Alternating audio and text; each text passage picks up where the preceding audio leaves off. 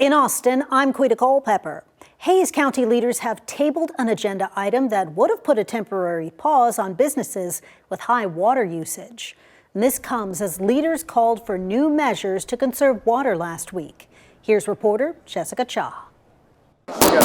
When water conservation is up for discussion at a Hays County Commissioner meeting, possible action to adopt a resolution related to emergency drought response and water conservation measures. Everyone is on the same page. We must ensure that water usage does not go unchecked. It isn't a left issue, it isn't a right issue, a Democrat or a Republican issue. Parks, bonds, we care about our natural resources. But when it comes to how to do it, Hays County leaders were at odds at Tuesday's meeting. We can all say nice, pretty words, but we can't drink those words. On one hand, County Judge Ruben Becerra proposes a 30-day temporary pause to development permits for businesses that use over 20,000 gallons of water a day. If we do not address heavy industrial scale water use under our current drought conditions, we may soon find ourselves facing serious public safety risks. Becerra says it would give the county time to evaluate impacts and review development procedures for projects with high water usage to make sure they're protecting dwindling groundwater resources. And with data centers interested in Texas land, some residents agree with the item. Once an aquifer is overcommitted, there is no refund policy. This is not about stopping progress. It is about sequencing it responsibly. But other commissioners worry the proposed pause may not be legal. Is it yes or no legal? No, unfortunately, I don't believe that this is something that the county will be able to legally do going forward. I think we would be exposing ourselves to significant legal liability. Commissioner Walt Smith says state law doesn't allow counties to reject permit applications. He says they're only allowed 30 days to raise comments regarding concerns with code violations. So if we say, no, we're not going to do anything for 30 days, and they submit something, then guess what? At day 30, we have to accept it. But I think that we need to step back and look at what we can actually legally do. But Becerra says they should still fight for awareness. But the issue is tabled for now to review the proposal. In San Marcos, Jessica Cha, KVUE News. Austin police announced 2 arrests after a crate full of kittens was found out in the cold right after last month's winter storm. The department posted these photos after finding the cats on a sidewalk in North Austin on the night of January 26th. Now police say they've arrested Shadiman McQuieter and Jarrell Thomas for animal abandonment. Investigators say the 2 had been caring for the kittens in their apartment for months, but then left them outside. The cats are in the care of Austin Animal Services. The suspects each face 8 misdemeanor charges, 1 for each cat. Austin's Homeless Strategy Office is rolling out a new plan to guide its work through 2027. City Council members got to hear the plan Tuesday, and officials say the goal is to establish a roadmap for system-wide leadership, targeted investments, and measurable outcomes. Reporter Brianna Perez explains.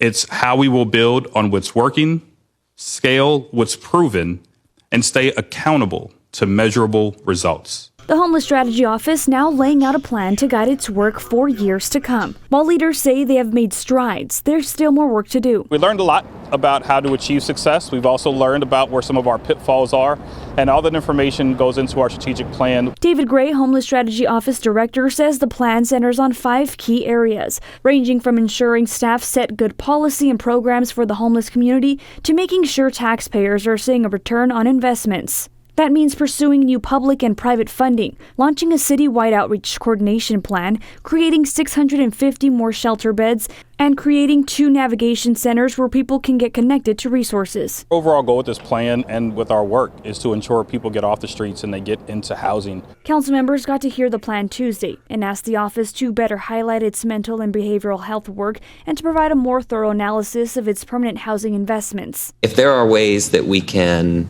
have very specific deliverables, even though they're not tied to a number, I think that would be very helpful in just guiding. Gray says some aspects of the plan are already in play, including launching a new homeless cat management dashboard. Still, they hope to be able to proceed with the rest of it. Elements of those plans are already occurring, and so once adopted, our goal will be to accelerate the rest of the plan.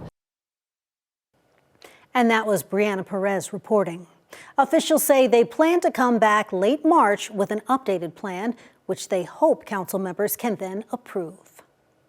Austin city leaders are warning people about more blue-green algae in local bodies of water. They say the algae can be toxic and will grow as the temperatures rise. This is what that algae looks like. So before you or your pet get into the water, remember to check for any visible algae and avoid water that's warm or murky. If dogs do get in the water, make sure and bathe them immediately afterward and try to stop them from licking themselves. This week, Austin City Council could vote on tougher rules to crack down on excessively noisy vehicles. People living along 2222 west of Mopac complained about chronic racing and what they call unrelenting engine revving from motorcycles and cars. Here's Adam Bennett. Alongside the scenic views of the hills in West Austin are sounds causing a big disruption.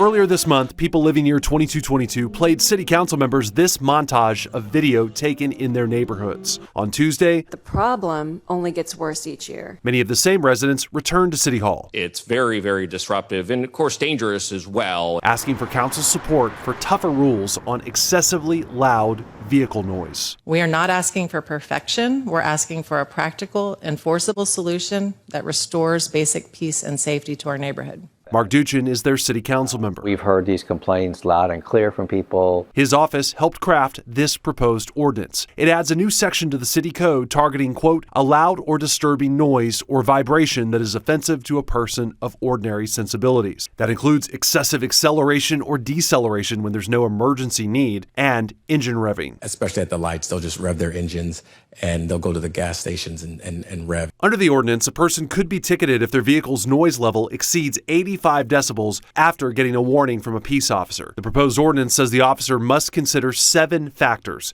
including time of day, duration, and distance from homes. There's a lot of potential for disparate enforcement, and I have heard from the ACLU of Texas, so I might be bringing an amendment. But these West Austin residents say they just want another tool for peace officers. This isn't directed at responsible drivers, motorcycle owners, car enthusiasts. To help restore their peace. That was Adam Bennett reporting. This ordinance, if approved, would be citywide. Most violators would face fines of up to $500. The council could vote Thursday. And those are the headlines happening in Austin. I'm Quita Culpepper.